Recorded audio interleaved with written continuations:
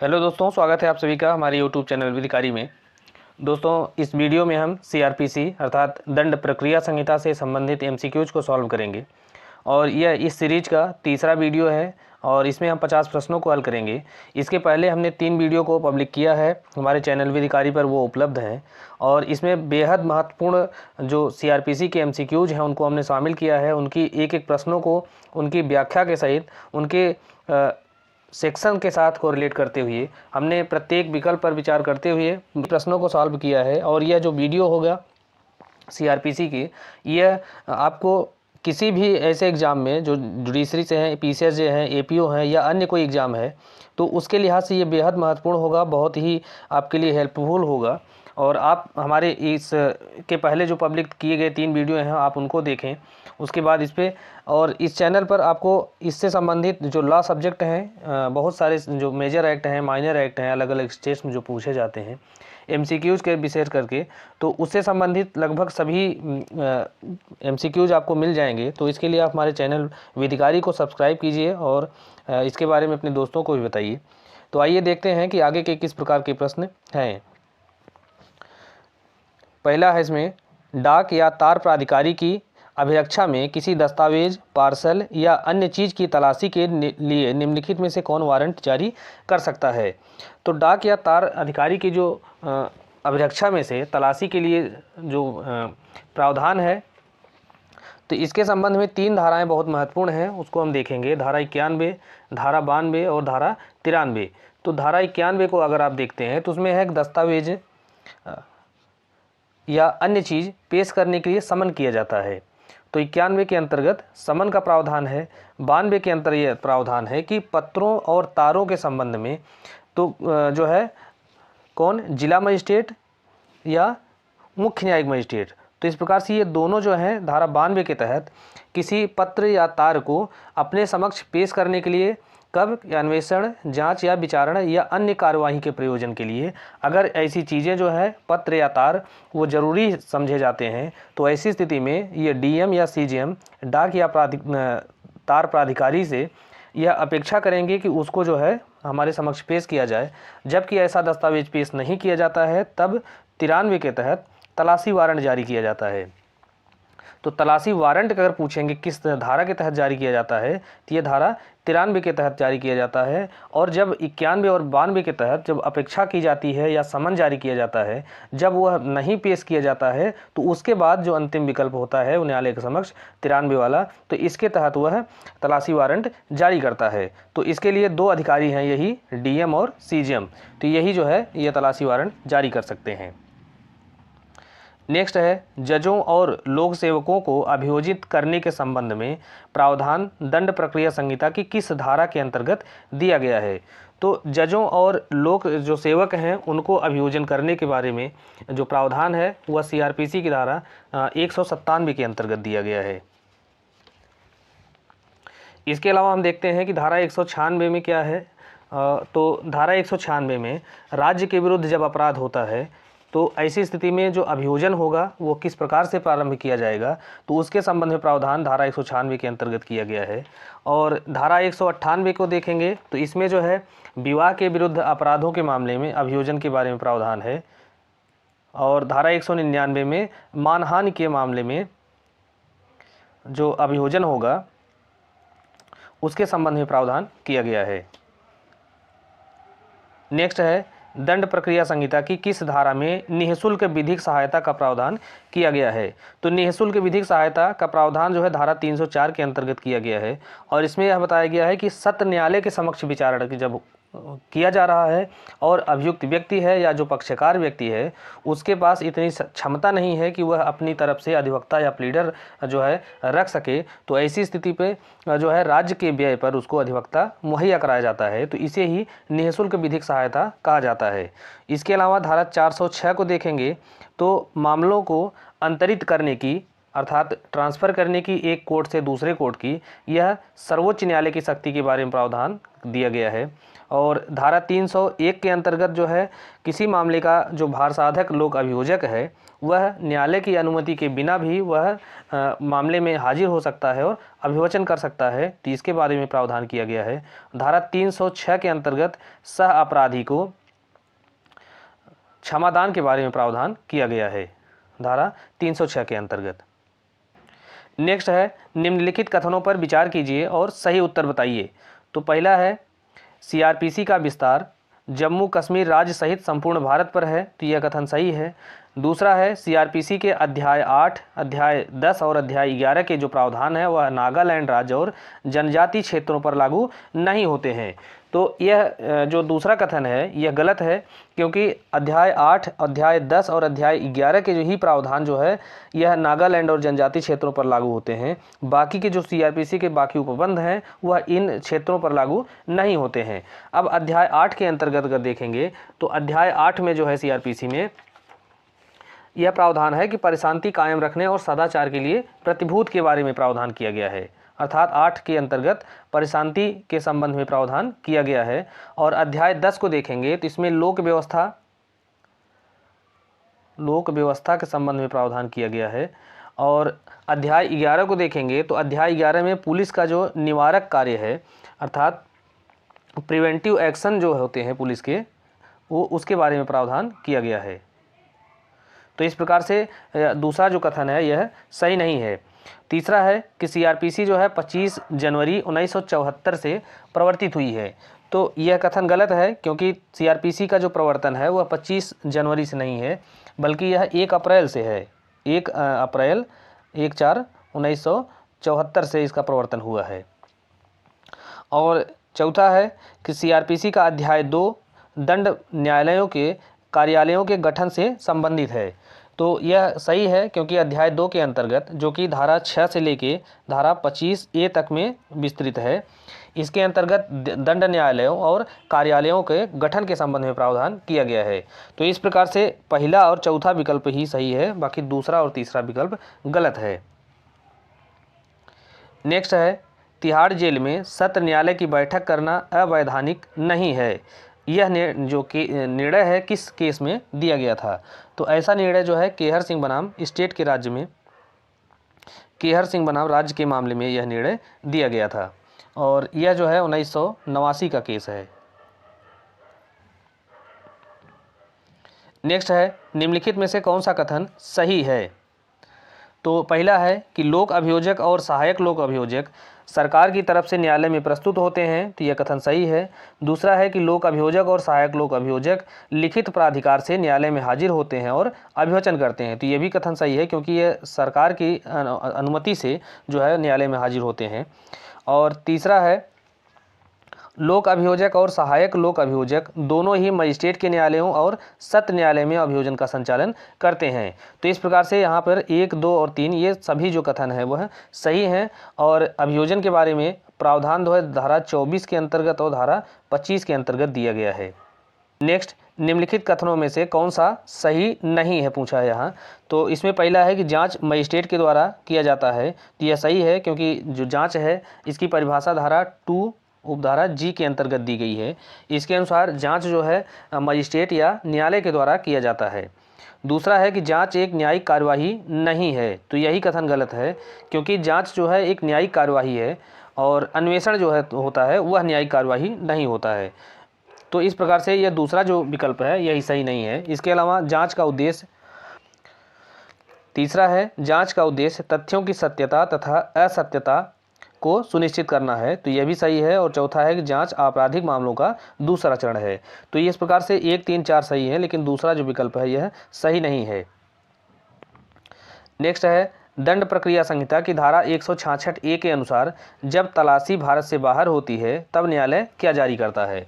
तो जब तलाशी भारत से बाहर होती है तो ऐसी स्थिति में जो न्यायालय होते हैं वह प्रार्थना पत्र, जिसे लेटर ऑफ रिक्वेस्ट कहा जाता है, इसको जारी करते हैं। नेक्स्ट है कि सही सुमेलित करने के लिए, तो इसमें से जो देखते हैं कि किस विकल्प में सही सुमेलित है या नहीं है। तो पहला है धारा 366 CRPC, तो इसमें जो है सत्र न्यायालय द्वारा मृत्यु दंड की पुष्टि के लिए हाई कोर्ट को प्रस्तुत किया जाना, तो यह कथन सही है, क्योंकि जब सत्र न्यायालय के द्वारा किसी मामले के विचारण करने के बाद अपराधी व्यक्ति को मृत्यु दंड की सज़ा दी जाती है, तो ऐसी सज़ा का निष्पादन तब तक नहीं किया जा सकता जब तक कि उसको हाई कोर्ट के द्वारा उस पर अपनी पुष्टि न कर दी जाए। तो धारा 366 के तहत उस मामले को हाई कोर्ट को प्रस्तुत किया जाता है, हाई कोर्ट को भेजा जाता है कि वह जो है उस मामले को पुष्ट करे। दूसरा है धारा 376, तो धारा 376 ये CRPC है, तो CRPC की धारा 376 के अंतर्गत छोटे मामलों में अपील न होना, इसके संबंध में प्रावधान किया गया है, तो यह भी सही है। तीसरा है कि धारा 437, तो इसमें जो है गैर जमानती अपराधों की दशा में कब जमानत दी जाएगी, इसके संबंध में प्रावधान किया गया है। और धारा 482 के अंतर्गत हाई कोर्ट की अंतर्निहित शक्तियों के बारे में प्रावधान किया गया है। तो इस प्रकार से ये जो है सभी जो विकल्प हैं वह सुमेलित हैं। नेक्स्ट, निम्नलिखित में से किस केस में सर्वोच्च न्यायालय ने यह निर्धारित किया कि दंड प्रक्रिया संहिता की धारा 125 के अंतर्गत विवाहिता पुत्री जिसके पास स्वयं के पर्याप्त साधन हैं वह अपने माता पिता के भरण पोषण के लिए जिम्मेदार है। तो ऐसा जो निर्णय है सर्वोच्च न्यायालय के द्वारा, यह विजय मनोहर अरवट बनाम काशीराव राजाराम के केस में दिया गया था। नेक्स्ट है, आरोप में निम्नलिखित में से कौन सी विशिष्टि होना आवश्यक नहीं है। तो आरोप के अंतर्गत कौन कौन सी विशिष्टियां होनी आवश्यक हैं, तो इसके बारे में जो प्रावधान है CRPC की धारा 211 के अंतर्गत दिया गया है। और इसके अनुसार जो है किसी आरोप में उस अपराध का विवरण होगा जिसके लिए अभियुक्त को आरोपित किया गया है, तो यह कथन सही है, इसका होना आवश्यक है। दूसरा है कि आवश्यक रूप से उसमें अंतर्विष्ट अपराध की परिभाषा सहित विधि की धारा जिसके विरुद्ध अपराध किया गया है, तो ऐसा कोई जो है स्पष्ट जो उल्लेख है वह धारा 211 के अंतर्गत नहीं दिया गया है। उसमें यह बताया गया है कि अपराध का विवरण होगा अगर जो विधि है जो उस अपराध को परिभाषित करती है उसकी कोई परिभाषा देती है तब उसको परिभाषा को दिया जाएगा, लेकिन अगर कोई परिभाषा नहीं देती है तो उस अपराध के बारे में इतनी बातें वहाँ पे शामिल की जाएंगी जिससे यह स्पष्ट हो जाए कि अभियुक्त ने कौन सा अपराध किया है। तो यहाँ पे पूछा गया है कि आवश्यक रूप से परिभाषा, तो आवश्यक रूप से परिभाषा को उसमें शामिल करना आवश्यक नहीं है। बाकी है कि अपराध का समय तथा स्थान की विशेषताएं, तो यह भी धारा 212 के तहत जो है आरोप में शामिल की जाती हैं। और अपराध की रीति अर्थात वह रीति जिसमें अपराध किया गया है, तो इसके संबंध में जो प्रावधान है धारा 213 के अंतर्गत दिया गया है, तो यह रीति भी उसमें बताई जा सकती है। तो इस प्रकार से 1, 2, 1, 3, 4 सही है, दूसरा विकल्प सही नहीं है। नेक्स्ट है, कोई जो अभियुक्त है अनुनय समझौता जिसे प्ली बार्गेनिंग कहा जाता है, तो इसके लिए आवेदन कहाँ दाखिल कर सकता है। तो प्ली बार्गेनिंग के लिए जो आवेदन होता है इसके बारे में प्रावधान धारा 265B के अंतर्गत दिया गया है। तो यह हमेशा उस न्यायालय में दाखिल किया जाएगा जहाँ पर जो है अपराध विचाराधीन है या उसका जो विचारण है वह लंबित है। तो ऐसे न्यायालय में ही अभियुक्त के द्वारा जो है आवेदन दिया जाता है। तो यहाँ 2 बातें जरूरी हैं जानना कि यह आवेदन किसके द्वारा दिया जाता है, तो अभियुक्त व्यक्ति के द्वारा। और एक बात और है कि सभी मामलों में जो है प्ली बार्गेनिंग के नियम लागू नहीं होते हैं, बल्कि प्ली बार्गेनिंग केवल ऐसे मामलों में ही की जा सकती है जिस मामले में जो अपराध है वह मृत्युदंड, आजीवन कारावास या 7 वर्ष से अधिक के कारावास से अगर दंडनीय है तो वहाँ पर प्ली बार्गेनिंग के प्रावधान लागू नहीं होंगे। जबकि 7 वर्ष से कम के मामले हैं तो ऐसे मामले में ही प्ली बार्गेनिंग का जो आधार पर समझौता किया जा सकता है या इसके लिए आवेदन किया जा सकता है। और एक बात और है कि यह ऐसे मामलों में भी लागू नहीं होगा जबकि अपराध जो है वह स्त्री के विरुद्ध हो और देश की सामाजिक आर्थिक दशा को प्रभावित करने वाला हो या 14 वर्ष से कम आयु के बच्चों के विरुद्ध अपराध हो। तो यह 3 मामले हैं कि स्त्री के विरुद्ध अपराध, 14 वर्ष की आयु से कम के बच्चे के विरुद्ध अपराध और देश की सामाजिक तथा आर्थिक दशा को प्रभावित करने वाले कोई मामले हैं उसके विरुद्ध अपराध होता है, या 7 वर्ष से अधिक दंड से दंडनीय कोई मामला है। तो इन मामलों में जो है प्ली बार्गेनिंग का जो रूल है वह लागू नहीं होगा और इसका आवेदन जो है अभियुक्त व्यक्ति के द्वारा ऐसे न्यायालय में किया जाता है जहाँ अपराध विचारणीय है। और प्ली बार्गेनिंग के बारे में जो कंप्लीट प्रोविज़न है वह धारा 265A से लेके 265L तक में दिया गया है। और यह जो प्रावधान है यह CRPC में शुरू से नहीं था, बल्कि इसे मलीमत समिति की सिफारिश पर 2005 में इसको जो है CRPC के अंतर्गत शामिल किया गया है, 2005 में।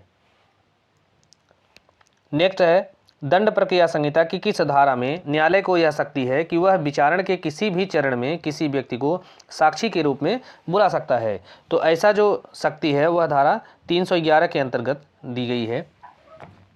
धारा 309 के अंतर्गत कार्यवाही का मुलतवी किया जाने के बारे में प्रावधान है। कार्यवाही को मुलतवी किया जाना या स्थगित करने के बारे में शक्ति दी गई है। धारा 310 के अंतर्गत स्थानीय निरीक्षण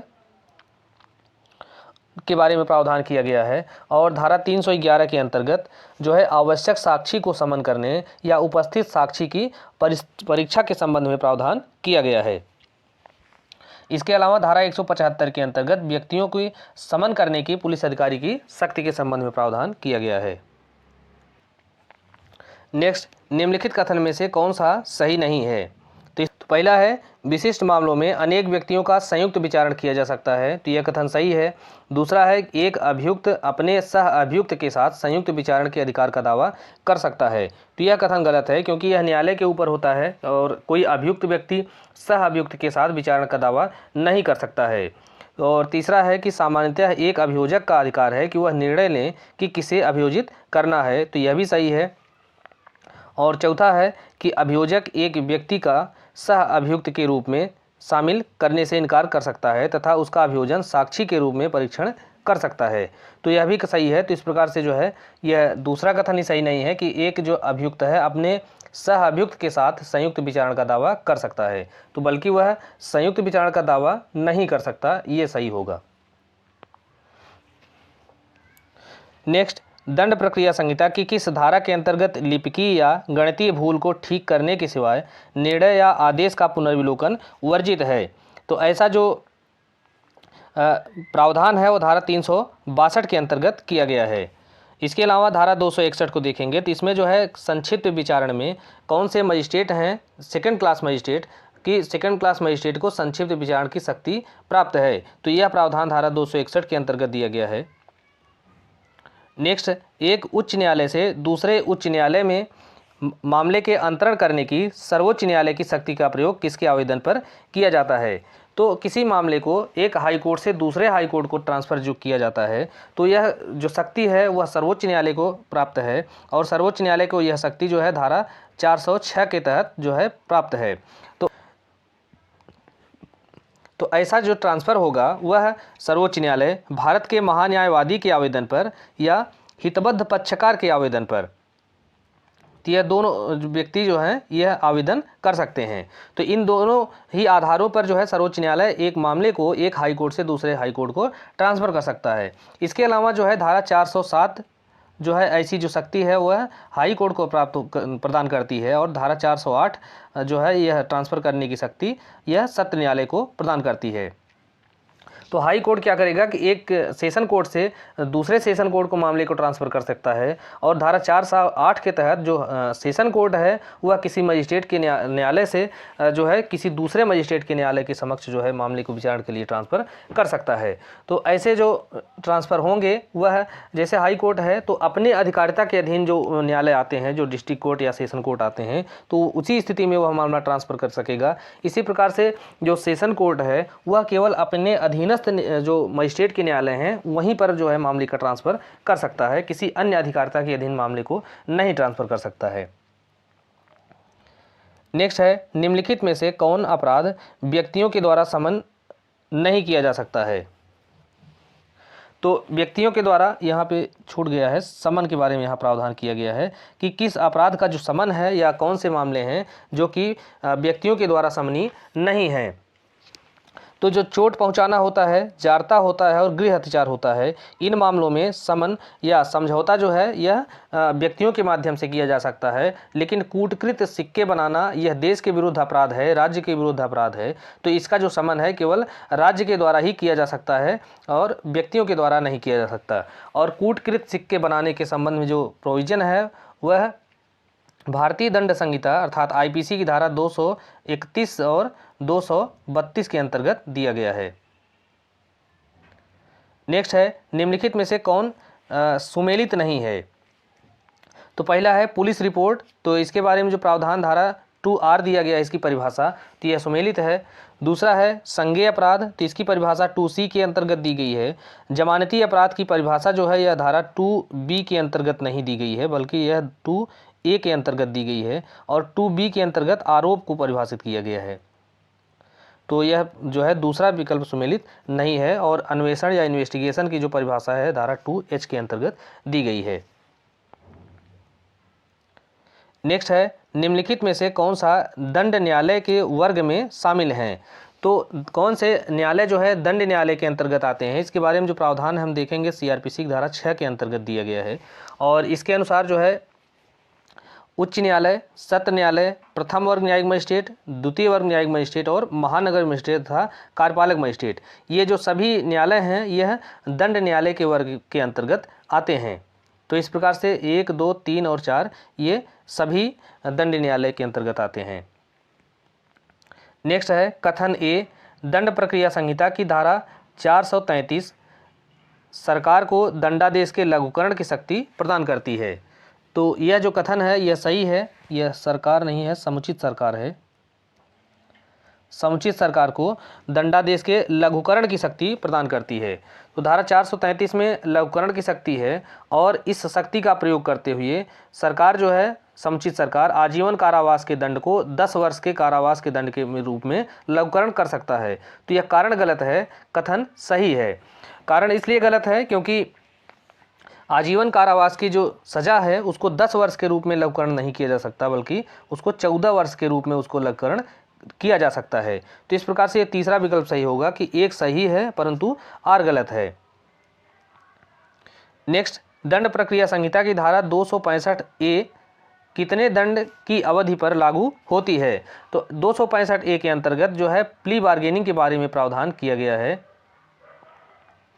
तो प्ली बार्गेनिंग जो है अभी हमने देखा था पीछे के प्रश्नों में, तो प्ली बार्गेनिंग जो है ऐसे मामले में ही लागू किया जा सकता है, अर्थात इसके लिए आवेदन ऐसे मामले में दिया जा सकता है जहां पर जो अपराध है वह 7 वर्ष या उससे कम के दंड से दंडनीय है, और दूसरी बात यह है कि वह अपराध स्त्री के विरुद्ध नहीं होना चाहिए, 14 वर्ष से कम आयु के बच्चे के विरुद्ध नहीं होना चाहिए, और देश की सामाजिक और आर्थिक स्थिति को प्रभावित करने वाला नहीं होना चाहिए।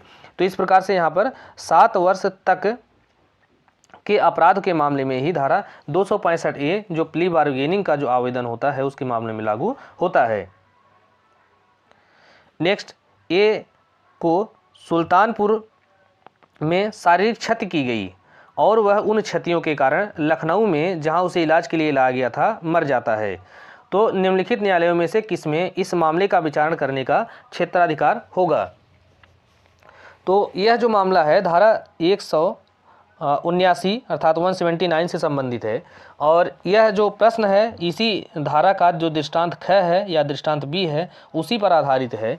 और धारा 179 के अंतर्गत यह प्रावधान है कि जब कोई कार्य किसी की गई बात और किसी निकले हुए परिणाम के कारण अपराध है, तब ऐसे अपराध का जांच या विचारण जो है ऐसे न्यायालय के द्वारा किया जा सकता है जिसकी अधिकारिता के अंतर्गत ऐसा कार्य किया गया है या परिणाम निकला है। तो यहाँ पर कार्य क्या है कि उसको क्षति या चोटकारी पहुँचाई गई है और परिणाम उसका निकलता है लखनऊ में, वह उस परिणाम स्वरूप वह मर जाता है।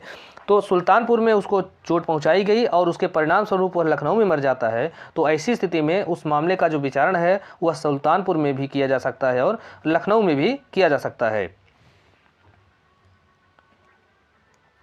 नेक्स्ट है, द्वितीय वर्ग का जो मजिस्ट्रेट है वह कौन सा दंड दे सकता है? तो सेकंड क्लास का जो मजिस्ट्रेट है उसकी दंड देने की शक्ति के बारे में प्रावधान धारा 29 के अंतर्गत किया गया है। 29 में यह बताया गया है कि मजिस्ट्रेट जो होते हैं वो कौन कौन से दंड दे सकते हैं। तो यहाँ सेकंड क्लास मजिस्ट्रेट पूछा है, तो सेकंड क्लास का जो मजिस्ट्रेट होता है 1 वर्ष तक का कारावास और 5,000 रुपये तक का जुर्माना, इन सजाओं को दे सकता है। बाकी 7 वर्ष तक का जो कारावास है यह मुख्य न्यायिक मजिस्ट्रेट, अपर मुख्य न्यायिक मजिस्ट्रेट या महानगर मजिस्ट्रेट जो है इसको दे सकते हैं। और जो फर्स्ट क्लास मजिस्ट्रेट होता है वह 3 वर्ष तक का कारावास की सज़ा दे सकता है। नेक्स्ट सही सुमेलित, तो इसमें लगभग सभी सुमेलित हैं। देखते हैं एक प्रोविज़न, धारा 161 के अंतर्गत पुलिस के द्वारा साक्ष्यों की परीक्षा के संबंध में प्रावधान किया गया है, यह सही है। और दूसरा है बलात्संग के अपराधी की मेडिकल परीक्षा के बारे में जो प्रावधान है वो धारा 53A के अंतर्गत दिया गया है, यह भी सही है। और बलात्संग के शिकार व्यक्ति की जो परीक्षा है इसकी जो है धारा 164A के तहत की जाती है, यह भी सही है। और परिवादी की जो परीक्षा है वह धारा 200 के तहत की जाती है। तो यहाँ पर जो है चारों विकल्प हैं ये सभी सुमेलित हैं। नेक्स्ट है दंड प्रक्रिया संहिता की धारा 107 के अंतर्गत एक कार्यपालक मजिस्ट्रेट एक व्यक्ति को कितनी अवधि के लिए परिशांति कायम रखने के लिए बंधपत्र निष्पादित करने का आदेश दे सकता है। तो धारा 107,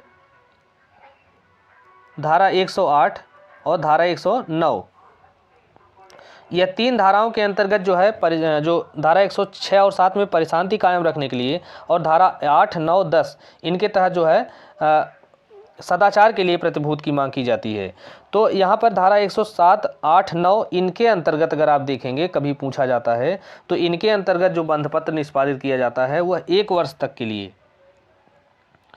बाकी धारा 106 और 110 के अंतर्गत जो है वो 3 वर्ष के लिए बंधपत्र निष्पादित किया जाता है। तो यहाँ धारा 107 के अंतर्गत पूछा है तो धारा 107 के अंतर्गत 1 वर्ष तक के लिए जो है परिशांति कायम रखने के लिए बंधपत्र निष्पादित करने का आदेश दिया जाता है। नेक्स्ट है दंड प्रक्रिया संहिता के अंतर्गत आजीवन कारावास के दंडादेश का लघुकरण कौन कर सकता है। तो लघुकरण जो है धारा 433 के तहत समुचित सरकार के द्वारा किया जा सकता है और समुचित सरकार जो है वह अभियुक्त व्यक्ति की अनुमति या सहमति के बिना ऐसा कर सकती है। इसके अलावा एक आता है धारा 432 के अंतर्गत समुचित सरकार जो है दंडादेश का निलंबन कर सकती है या परिहार कर सकती है। तो ये दोनों बातें ध्यान रखनी है कि धारा 433 के तहत समुचित सरकार के द्वारा लघुकरण किया जाता है और 432 के तहत उस दंड का निलंबन या परिहार किया जाता है। नेक्स्ट है संज्ञेय अपराध में पुलिस अधिकारी कौन सा कार्य कर सकता है। तो अभियुक्त को वारंट के बिना गिरफ्तार कर सकता है। तो यह जो कथन है वह सही है और इसके बारे में जो प्रावधान है वो धारा 41 के अंतर्गत दिया गया है। नेक्स्ट है निम्नलिखित में से किस केस में यह विनिश्चित किया गया कि अभियुक्त जो है वह केस डायरी का उपयोग नहीं कर सकता है और अभियुक्त या उसके अधिवक्ता न तो केस डायरी को मंगवा सकते हैं और न ही उसके अवलोकन का दावा कर सकते हैं। तो ऐसा जो निर्णय है यह पूछा गया है कि किस केस में दिया गया था। तो यह मधुलिमय बनाम भारत संघ का केस है, इसी में यह निर्णय दिया गया था कि अभियुक्त या उसके अधिवक्ता न तो केस डायरी को मंगवा सकते हैं और न ही उसके अवलोकन का दावा कर सकते हैं। नेक्स्ट है दंड प्रक्रिया संहिता की किस धारा में वादों और अपीलों को अंतरित करने की सत्र न्यायाधीश की शक्ति के बारे में प्रावधान किया गया है। तो अभी हमने देखा था कि मामलों को ट्रांसफ़र करने का जो शक्ति है वह धारा 406 के अंतर्गत सर्वोच्च न्यायालय को है, धारा 407 के अंतर्गत हाई कोर्ट को है और धारा 408 के अंतर्गत यह सत्र न्यायालय को है। तो यहाँ पर सत्र न्यायालय को पूछा गया है तो यह धारा जो है 408 के अंतर्गत उसको ऐसी शक्ति प्राप्त है। नेक्स्ट है निम्नलिखित कथनों पर विचार कीजिए। तो इसमें पहला है कि अवैध गिरफ्तारी विचारण को दूषित नहीं करती है, तो यह कथन सही है। दूसरा है कि एक संस्वीकृति अवैध गिरफ्तारी से अविधिमान्य नहीं हो जाती है, तो यह भी सही है। तीसरा है कि केवल एक व्यक्ति को पुलिस थाने में रखना या उसके गमनागमन अर्थात आगमन या आना जाना को प्रतिबंधित कर देना या पुलिस थाने की सीमा के भीतर ही प्रतिबंधित कर देना गिरफ्तारी की कोर्ट में आता है, तो यह भी सही है। और चौथा है कि गिरफ्तारी हथकड़ी लगाकर करना आवश्यक नहीं है, यह मात्र मौखिक उद्घोषणा के द्वारा भी की जा सकती है। तो इस प्रकार से यहाँ पर जो 4 कथन है ये सभी कथन 1, 2 और 3, 4 ये सभी कथन सही हैं। नेक्स्ट है दंड प्रक्रिया संहिता की धारा 77 के अंतर्गत गिरफ्तारी का वारंट निष्पादित किया जा सकता है। तो गिरफ्तारी का जो वारंट है वो भारत के किसी भी स्थान में जो है वह निष्पादित किया जा सकता है। नेक्स्ट है समन मामले का अर्थ है अपराध से संबंधित ऐसा मामला जो कि दंडनीय है। तो जो समन मामला होता है वह 2 वर्ष या उससे कम के कारावास से दंडनीय जो मामला होता है, अर्थात 2 वर्ष से अनधिक की अवधि के कारावास से दंडनीय जो अपराध होता है वह समन मामला कहलाता है। और 2 वर्ष से अधिक के दंड से दंडनीय जो मामला होता है वह वारंट मामला कहा जाता है। और समन मामला की जो परिभाषा दी गई है वह धारा 2 उपधारा W के अंतर्गत दी गई है। नेक्स्ट है, किस वाद में यह निर्धारित हुआ है कि अभियुक्त के विरुद्ध आरोप विरचित करने या संज्ञान में लेने के समय अभियुक्त को कोई दस्तावेज प्रस्तुत करने का अधिकार नहीं है। तो यह जो निर्णय है यह किस केस में दिया गया था? ऐसा निर्णय उड़ीसा राज्य बनाम देवेंद्र नाथ पाढ़ी के केस में दिया गया था।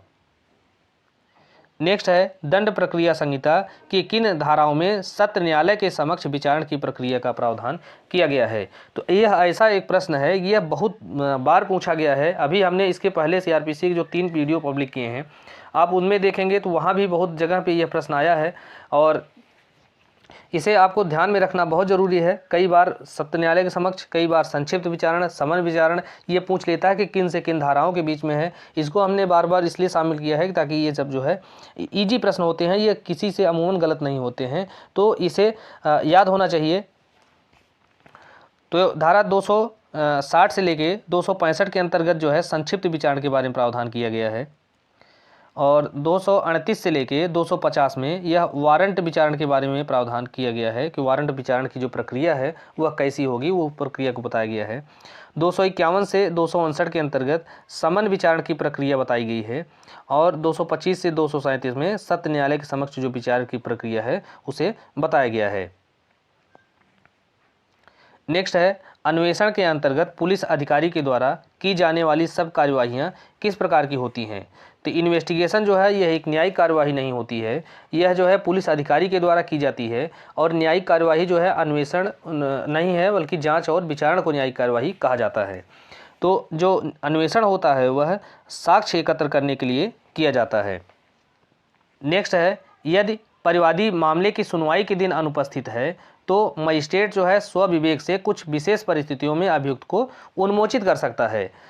तो यहाँ पूछा गया है कि किन मामलों में अभियुक्त को उन्मोचित नहीं किया जा सकता है। ये उचित लिख गया है, उन्मोचित है। तो जबकि आरोप विरचित कर दिया गया हो, इसके बारे में अगर प्रावधान देखेंगे 2 जगह पे दिया गया है, एक तो 249 के अंतर्गत, दूसरा 256 के अंतर्गत। तो 249 को अगर आप देखेंगे तो यहाँ पे मजिस्ट्रेट के द्वारा किया जा रहा है।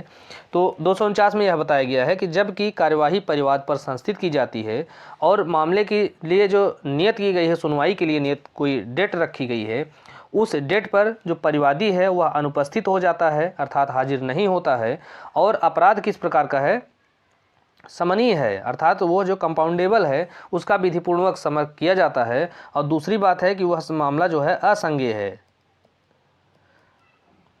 तो पहली बात कि वह जो अपराध है समनीय होना चाहिए, दूसरी बात है कि वह अपराध असंज्ञेय हो। तो इन 2 परिस्थितियों में जो, और तीसरी बात एक है कि आरोप जो है विरचित न किया गया हो। तो जब आरोप विरचित कर दिया गया है तो वहाँ पर समन जो है उसका उन्मोचन नहीं किया जा सकता है। लेकिन जब आरोप विरचित नहीं किया गया है, ऐसी स्थिति में उस मामले में जो है जो मजिस्ट्रेट है वह विवेकानुसार जो है अभियुक्त व्यक्ति को उन्मोचित कर देगा। तो इस प्रकार से अगर देखेंगे तो 3 शर्तें होनी चाहिए 249 के अंतर्गत। मामला समनीय हो, अर्थात वह विधिपूर्वक उसका समन किया जा सकता हो, दूसरा कि मामला असंज्ञेय हो, और तीसरा उसमें आरोप विरचित न किया गया हो। अगर 3 बातें शामिल होती हैं तब इसके बाद जो मजिस्ट्रेट है वह अपने विवेकानुसार जो है अभियुक्त व्यक्ति को उन्मोचित कर देगा। ये तो हुई धारा 249। अब धारा 256 को देखेंगे तो इसके अंतर्गत जो है समन मामला है और समन मामले का विचारण हो रहा है और वहाँ पर परिवादी हाजिर नहीं होता है या उसकी मृत्यु हो जाती है। तो ऐसी स्थिति में जो मजिस्ट्रेट है वह अभियुक्त व्यक्ति को दोषमुक्त कर देगा। तो इस प्रकार से एक प्रश्न अलग से यह भी बनाया जा सकता है कि वारंट मामले में जो है उन्मोचित कर देगा अगर हाजिर नहीं हुआ तो, और 256 के तहत समन मामले में क्या कर देगा, दोषमुक्त कर दिया जाता है। जब नेक्स्ट है, एक गिरफ्तारी का वारंट तथा दंड प्रक्रिया संहिता की धारा 82 के अधीन फरार व्यक्ति के लिए उद्घोषणा एक साथ जारी की गई और बाद में धारा 83 के अधीन कुर्की का भी एक आदेश निर्गत कर दिया जाता है। तो इन आदेशों की वैधानिकता क्या होगी? तो यहाँ पर जो है वारंट जारी किया गया, उसके तुरंत बाद या उसके साथ ही उद्घोषणा भी जारी कर दी गई। उद्घोषणा जारी करने के बाद तुरंत जो है कुर्की कर दी का आदेश भी दे दिया गया। तो ऐसी स्थिति में जो वैधानिकता अगर आप चेक करेंगे तो जो वारंट होता है, नियम यह है कि वारंट अगर जारी नहीं हो का निष्पादन अगर नहीं हो पाता है, अगर निष्पादन नहीं होता है तब जो है उद्घोषणा जारी की जाती है। और उद्घोषणा और कुर्की को जो है एक साथ जारी किया जा सकता है जबकि वो विशेष परिस्थितियां हों, अर्थात जो अभियुक्त फरार होने वाला हो या अपनी संपत्ति को हटा रहा है, ये सब बातें। तो यहाँ पर जो है धारा 82 के अधीन आदेश जो है अवैधानिक है, क्योंकि वारंट और उद्घोषणा एक साथ जारी नहीं किया जा सकता है। तो केवल वारंट जारी किया गया, उसके बाद जो है अगर वो अभियुक्त वहाँ पर नहीं प्राप्त हो सकता है या वारंट का निष्पादन नहीं किया जा सकता है, तभी जो है उद्घोषणा जारी की जाएगी। तो यहाँ पर वारंट के साथ उद्घोषणा जारी कर दी गई 82 के तहत। तो इसलिए जो 82 के अधीन आदेश है वह अवैधानिक हो गया। जब 82 के अधीन जो आदेश है वह अवैधानिक और अनुचित है, तो उसके बाद जो है कुर्की भी दूषित हो जाएगी। तो इस प्रकार से यह जो तीसरा विकल्प है यही सही होगा कि उद्घोषणा का जो आदेश है वह अवैध है और उसके अवैध होने के कारण जो कुर्की है वह भी अवैध हो जाएगी। नेक्स्ट है, एक ब्रिटिश नागरिक ने भारत में पंजीकृत विमान पर अपराध किया है और अपराधी के विरुद्ध दंड प्रक्रिया संहिता के किस उपबंध के अंतर्गत जो है कार्रवाई की जा सकती है? तो जब एक ब्रिटिश व्यक्ति भारत में पंजीकृत विमान पर अपराध करता है तो वहाँ पर उसके ऊपर जो कार्यवाही है धारा 188 के तहत की जाएगी। और धारा 183 को अगर आप देखेंगे तो इसमें है यात्रा या जल यात्रा में अगर कोई अपराध किया जाता है तो उसमें जो है विचारण के बारे में स्थान का निर्धारण किया जाता है। धारा 182 के अंतर्गत पत्र आदि के माध्यम से अगर कोई अपराध किया जाता है तो वहाँ पर जो विचारण का स्थान कौन सा होगा इसका निर्धारण किया जाता है। और धारा 186 की स्थिति में जबकि जो कोर्ट है किस अपराध में जो है कौन सा न्यायालय जो है किसी मामले का विचारण करेगा, यह मामला संदिग्ध है, तो वहाँ पर ऐसे संदेह की स्थिति में उस मामले का निर्धारण जो है कौन करता है? हाई कोर्ट करता है। तो हाई कोर्ट कैसे करता है कि अगर जो दो कोर्ट हैं ये दोनों जो है इसी हाई कोर्ट के अधीन हुए और यहाँ पर यह प्रश्न है कि किसमें जो है अपराध का विचारण होना चाहिए, तो ऐसी स्थिति में यह जो हाई कोर्ट है यह निश्चित करेगा कि किस कोर्ट में मामले का विचारण होना चाहिए। लेकिन जब दो कोर्ट हैं और दो हाई कोर्ट अलग अलग हैं और यहाँ पर प्रश्न है कि किस मामले में जो है कौन सा न्यायालय मामले का विचारण करेगा, तो ऐसी स्थिति में ये दोनों जो लोअर कोर्ट हैं यह अलग अलग हाई कोर्ट के अधीन हैं, तो वहाँ पर वह हाई कोर्ट जो है निर्धारित करेगा जिसके अधीन जो मामला सबसे पहले संस्थित किया गया था। तो यहाँ पर हम इस मामले को देखते हैं, इस क्वेश्चन को। तो इसमें पूछा है कि एक ब्रिटिश नागरिक ने भारत में पंजीकृत विमान पर अपराध किया है, तो अपराधी के विरुद्ध दंड प्रक्रिया संहिता की धारा 188 के अधीन जो है कार्यवाही की जाएगी। अब हम आते हैं भारतीय दंड संहिता की अर्थात आईपीसी की धारा 4 के अंतर्गत। तो आईपीसी की धारा 4 को अगर आप देखेंगे तो उसमें यह बताया गया है कि आईपीसी का जो विस्तार है वो भारत से बाहर भी रहता है जबकि जो अपराध है वो भारतीय के द्वारा किए गए हों, पहली बात। दूसरी बात है कि भारत में पंजीकृत किसी पोत पर कोई अपराध किया जाता है। और तीसरी बात है कि भारत में स्थित कंप्यूटर को लक्षित करते हुए अर्थात कंप्यूटर को निशाना बनाते हुए अगर कोई जो अपराध किया जाता है तो ऐसी स्थिति में भी जो भारतीय दंड संहिता के प्रावधान लागू होंगे। और सीआरपीसी में जो है उसी के तहत जो आईपीसी के अधीन अपराध किए जाते हैं उन्हीं का विचारण सीआरपीसी के तहत किया जाता है। नेक्स्ट है, गलत उत्तर बताइए। तो कथन यह है कि दंड प्रक्रिया संहिता की धारा 125 के अधीन एक आदेश पारित किया जा सकता है। तो एक आदेश पारित किया जा सकता है कब? जबकि एक व्यक्ति भरण पोषण करने से उपेक्षा या इनकार करता है। तो जो है 125 के अधीन भरण पोषण आदेश यहाँ पूछा गया है कि कब पारित नहीं किया जाएगा। तो इसमें है कि एक पत्नी चाहे वह पारस्परिक सहमति से ही अलग रह रही हो तो वह जो है 125 के तहत उसको भरण पोषण के लिए आदेश नहीं जारी किया जाएगा। तो यही जो कथन है यह सही है नहीं है, क्योंकि जब पत्नी पारस्परिक सहमति से रह रही हो या अपर्याप्त कारण से अलग रह रही हो या जारता की स्थिति में रह रही हो, तो ऐसी स्थिति में वह धारा 125 के तहत भरण पोषण के लिए वाद दायर नहीं कर सकती है। और इसमें जो है पॉजिटिव उसमें आंसर पूछा गया है और यहाँ यह पूछा गया है कि कौन सा उत्तर गलत है। तो यही जो पहला वाला है यही सही नहीं है। इसके अलावा अपने धर्मज या अधर्मज अवयस्क संतान के भरण पोषण के लिए जो है वाद दायर किया जा सकता है। धर्मज या अधर्मज संतान जो किसी शारीरिक या मानसिक असामान्यता के कारण भरण पोषण करने में असमर्थ है, तो वह भी जो है अपने पिता से जो है भरण पोषण पाने के लिए दावा कर सकता है। नेक्स्ट है उन्मोचन का आदेश। तो यहाँ पे पूछा गया है कि उन्मोचन का आदेश क्या है या किस प्रकार का है। तो उन्मोचन का जो आदेश होता है वह निर्णय नहीं होता है। तो उन्मोचन का तात्पर्य है कि जब कोई मामला संस्थित किया गया और विचारण के लिए जो है कोर्ट के समक्ष पेश किया गया और ऐसी स्थिति में जब जो अभियुक्त है वह न्यायालय के समक्ष हाजिर होता है या लाया जाता है और न्यायालय को ऐसा प्रतीत होता है कि अभियुक्त के विरुद्ध प्रथम दृष्टया कोई मामला साबित नहीं होता है, तो ऐसी स्थिति में जो मजिस्ट्रेट है या सेशन कोर्ट है वह अभियुक्त को उन्मोचित कर देता है। तो इस प्रकार से उन्मोचन जो है यह एक कोई निर्णय नहीं होता है। और उन्मोचन के संबंध में अगर प्रावधान देखेंगे तो धारा 227 के अंतर्गत यह कोर्ट ऑफ सेशन जो है मामले को में जो है उन्मोचित कर देता है और धारा 239 में और 245 के तहत जो है मजिस्ट्रेट जो है उन्मोचित करता है। तो यह तीन धाराएं उन्मोचन से संबंधित है, 227, 239 और 245। नेक्स्ट है दंड प्रक्रिया संहिता की धारा 50। यह उपबंध करता है कि बिना वारंट गिरफ्तार व्यक्ति को गिरफ्तारी के आधार और यदि गिरफ्तारी जो है जमानती अपराध के लिए हुई हो तो उसके जमानत के अधिकार संसूचित किए जाएंगे। इस धारा के उपबंधों का अगर पालन नहीं किया जाता है तो उसका क्या प्रभाव होगा।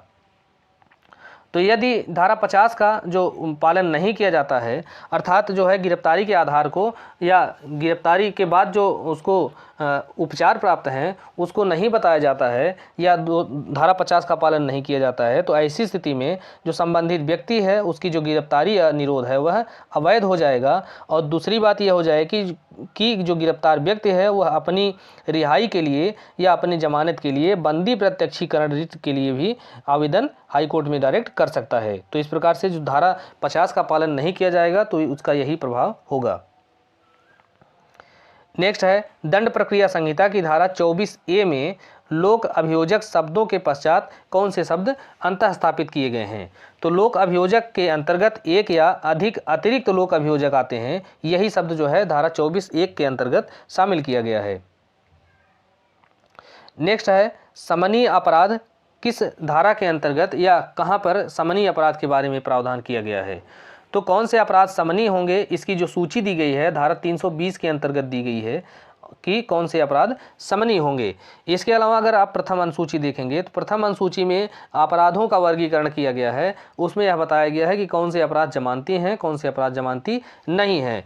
और जो दूसरी अनुसूची है, चूँकि CRPC में 2 अनुसूचियाँ दी गई हैं, प्रथम अनुसूची और द्वितीय अनुसूची, तो प्रथम अनुसूची में जमानती के बारे में बताया गया है और द्वितीय अनुसूची में प्रारूप बताया गया है। प्रारूप किस चीज़ का, वारंट का, गिरफ्तारी का और समन का, किसी आदेश का निष्पादन होगा है तो वो किस प्रकार से जो है उसका क्या प्रारूप होगा। तो ये सारे प्रारूप जो है दूसरी अनुसूची के अंतर्गत बताए गए हैं। और इसी प्रकार से धारा 321 को देखेंगे तो इसमें अभियोजन वापस लिए जाने के संबंध में प्रावधान किया गया है। नेक्स्ट है किसी व्यक्ति को जमानत पर छोड़ते समय मजिस्ट्रेट के द्वारा आरोपित किसी शर्त को, तो इसको जो है कौन क्या कर सकता है। जमानत पर छोड़ते समय आरोपित शर्त को जो है अगर कोई शर्त है तो उसे सेशन कोर्ट या हाई कोर्ट तो उसको क्या कर सकता है, उपांतरित कर सकता है या कोई अन्य जो शर्तें हैं उसको लागू कर सकता है या कोई शर्त पहले से लगी है तो उसको आपास्त कर सकता है। तो यह सब जो कार्य है वो सेशन कोर्ट और हाई कोर्ट कर सकते हैं। और किस धारा के तहत, धारा जो है 439 के तहत। नेक्स्ट बलात्कार के अपराध के अन्वेषण के दौरान जो है पीड़िता की चिकित्सकीय जांच कराई जा सकती है। तो जो इसकी चिकित्सकीय जांच या जो मेडिकल कराया जाता है तो वह पीड़िता स्त्री की सहमति से, अगर उस सहमति देने में सक्षम नहीं है तो ऐसी स्थिति में उसकी ओर से सहमति देने के लिए जो सक्षम व्यक्ति हैं उनकी सहमति से उसकी मेडिकल जो जांच कराई जाती है। और रेप पीड़िता या बलात्संग या यौन अपराध की जो पीड़िता है उसकी जो मेडिकल एग्जामिनेशन है उसके बारे में जो प्रावधान है वह धारा 164A के अंतर्गत दिया गया है। नेक्स्ट है दंड प्रक्रिया संहिता की मुख्य विशेषता क्या है। तो सीआरपीसी की जो मुख्य विशेषता है वह है न्यायपालिका को कार्यपालिका से पृथक करना। नेक्स्ट, गैर जमानती अपराध के मामलों में जमानत के प्रावधानों के संबंध में निम्नलिखित में से कौन सा सही नहीं है। तो पहला है, यदि संबंधित न्यायालय इस निष्कर्ष पर पहुंचता है कि अभियोजक अभियुक्त के विरुद्ध प्रथम दृष्टया मामला स्थापित करने में असफल रहा है तो वहां जमानत दी जा सकती है। तो यह जो कथन है बिल्कुल सही है। और गैर जमानती अपराध के मामले में जमानत से संबंधित यहाँ पूछा गया है तो इसके बारे में प्रावधान जो है धारा 437 के अंतर्गत दिया गया है और पहला कथन सही है। दूसरा है कि यदि न्यायालय इस बात से संतुष्ट है कि प्रथम दृष्टया मामले के तथ्यों एवं परिस्थितियों को दृष्टिगत करते हुए ऐसे व्यक्ति को जमानत पर मुक्त करने की आवश्यकता है तो वहाँ भी जमानत दी जा सकती है। तो यह जो कथन है दूसरा ये भी सही है। तीसरा है कि ऐसे अभियुक्त को जमानत पर नहीं छोड़ा जा सकता जिसकी आवश्यकता अन्वेषण में साक्षियों को पहचानने के लिए हो सकती है। तो यह जो तीसरा कथन है यह सही नहीं है क्योंकि इसके बारे में जो प्रावधान है धारा 437 के परंतु 3 के अंतर्गत दिया गया है और इसमें यह बताया गया है कि केवल यह बात कि अभियुक्त की आवश्यकता अन्वेषण में साक्षियों के द्वारा पहचानने के लिए हो सकती है, जमानत मंजूर करने से इनकार करने के लिए कोई पर्याप्त आधार नहीं होगा। तो यही जो प्रावधान है धारा 437 के तीसरे परंतुक के अंतर्गत दिया गया है। तो यहाँ पूछा गया है कि कौन से कथन सही नहीं है, तो यही जो तीसरा कथन है यही सही नहीं है। इसके अलावा चौथा कथन है कि यदि अपराध जो है मृत्युदंड, आजीवन कारावास या 7 वर्ष या अधिक के कारावास से दंडनीय है तो कोई भी व्यक्ति लोक अभियोजक को सुनवाई के अवसर दिए बिना जमानत पर नहीं छोड़ा जा सकता है। तो यह भी कथन सही है। नेक्स्ट है, दंड प्रक्रिया संहिता के किस धारा के अधीन आभ्यासिक अपराधियों से सदाचार के लिए प्रतिभूत के बारे में प्रावधान किया गया है। तो हैबिचुअल ऑफेंडर जो हैं जिन्हें आभ्यासिक अपराधी कहा जाता है उनसे प्रतिभूत की मांग जो है धारा 110 के तहत की जाती है। इसके बारे में प्रावधान धारा 110 के अंतर्गत किया गया है। इसके अलावा धारा 109 के अंतर्गत जो है यह संदिग्ध व्यक्तियों से सदाचार के लिए प्रतिभूत की मांग की जाती है। और एक बात ध्यान रखने योग्य है कि धारा 110 के अधीन जो हैबिचुअल ऑफेंडर हैं जो है आभ्यासिक अपराधी हैं उनसे 3 वर्ष की अवधि के लिए जो है सदाचार के लिए प्रतिभूत की मांग की जाती है। अब धारा 110 में जो है 3 वर्ष की जो यह सदाचार की मांग की जाती है यह प्रतिभुओं सहित होगी। यह ध्यान रखने वाली बात है, प्रतिभुओं सहित। और 3 वर्ष के लिए जो है सदाचार या परिशांति की मांग की जाती है तो 106 को देखेंगे तो इसमें दोष सिद्धि पर परिशांति के लिए मांग की जाती है, लेकिन यहाँ भी 3 वर्ष की अवधि है, 3 वर्ष, और लेकिन यहाँ प्रतिभुओं सहित या रहित है। और 110 के अंतर्गत 3 वर्ष है लेकिन यहाँ प्रतिभुओं सहित है। ये बात ध्यान रखने योग्य है। नेक्स्ट है, दंड प्रक्रिया संहिता की धारा 164 के अधीन संस्वीकृति अभिलिखित करते समय निम्नलिखित में से कौन सा मजिस्ट्रेट का कर्तव्य नहीं है। तो धारा 164 के तहत जो मजिस्ट्रेट है वह संस्वीकृति अभिलिखित करते हैं इन्वेस्टिगेशन के दौरान। तो इनका जो कुछ कर्तव्य होता है तो वह कर्तव्य है कि संस्वीकृति करने वाले व्यक्ति को यह स्पष्ट करने का उनका कर्तव्य है कि वह व्यक्ति संस्वीकृति करने के लिए बाध्य नहीं है। तो पहला तो सही है। दूसरा है कि वह उनको चेतावनी देने का कर्तव्य है कि यदि वह संस्वीकृति करता है तो उस संस्वीकृति को उसके विरुद्ध साक्ष्य में प्रयोग किया जा सकता है। तो यह भी सही है। तीसरा है संस्वीकृति करने वाले कथन को प्रश्नों एवं उत्तरों के प्रारूप में अभिलिखित करने का कर्तव्य। तो ऐसा कोई कर्तव्य जो है 164 के अंतर्गत नहीं बताया गया है। और चौथा है कि इससे संतुष्ट होने का कर्तव्य तथा यह विश्वास करने का कारण कि संस्वीकृति जो है वह स्वैच्छिक है। तो 164 के अंतर्गत यह 1, 2 और जो 4 है ये बातें फुलफिल होनी चाहिए, लेकिन जो कथन है वह प्रश्नों और उत्तरों के रूप में लिखा जाएगा, इसके संबंध में कोई प्रावधान वहाँ नहीं किया गया है। नेक्स्ट है निम्नलिखित में से कौन सा केस है जो कि अग्रिम जमानत से संबंधित है। तो अग्रिम जमानत से संबंधित केस है दिनेश डालमिया बनाम सीबीआई का, यह अग्रिम जमानत से संबंधित है और अग्रिम जमानत के बारे में जो प्रावधान है वो धारा 438 के अंतर्गत दिया गया है। तो दोस्तों इस प्रकार से यह सीआरपीसी का एमसीक्यूज का चौथा वीडियो है इस और हमने कुल 200 एमसीक्यूज को सॉल्व किया है और पूरी उम्मीद है कि यह जो एमसीक्यूज का सीरीज है ये आपके लिए बेहद कारगर साबित होगी और किसी भी प्रकार का कोई एग्ज़ाम अगर आप देते हैं तो उसके लिए यह बेहद आपके लिए इम्पॉर्टेंट होगा। आप हमारे को उम्मीद है कि यह जो वीडियो है आपके लिए बहुत कारगर रहेगा और आप इसे पूरे लगन के साथ जिस लगन से हमने इस वीडियो को सॉल्व किया है या इन प्रश्नों को सॉल्व किया है उसी लगन के साथ आप इन सारे प्रश्नों को हल करेंगे और अपनी तैयारी को बेहतर करेंगे।